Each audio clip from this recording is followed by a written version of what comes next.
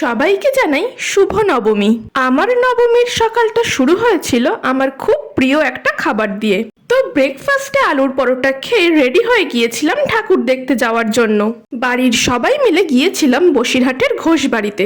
আর এবার ঘোষবাড়িতে তো এলাহি ব্যাপার, একসাথে চারটে দুর্গা ঠাকুর। আর এই যে প্যান্ডেলটা দেখছো, এটার থিম ছিল মহিষাদল রাজবাড়ি। আর এটা কিন্তু দুতলা প্যান্ডেল, আর দোতলায় যাওয়ার জন্য দুদিকে দুটো সিঁড়ি ছিল, একটা ভিতরে ঠাকুরের সামনে আর একটা বাইরের দিকে, যেটা দিয়ে এত সুন্দর একটা ভিউ আসছিল। তারপর এই প্যান্ডেল থেকে নেমে আমরা চলে গেলাম পাশের পুরনো ঘোষবাড়িতে। আর দেখো প্রতিমাটা কি সুন্দর, একদম চোখ সরানো যাচ্ছিল না। তারপর আমরা চলে গেলাম পিরামিড দেখতে, আর ভিতরে গিয়ে দেখি এখানে আরো একটা ঠাকুর। পিরামিডের ভিডিওটা তো আমি আগেই পোস্ট করেছি, এখনো যারা দেখোনি তাদের জন্য নিচে পিন করে দিলাম, দেখে নিও। তারপর আমরা চলে গেছিলাম একটা রেস্টুরেন্টে লাঞ্চ করতে।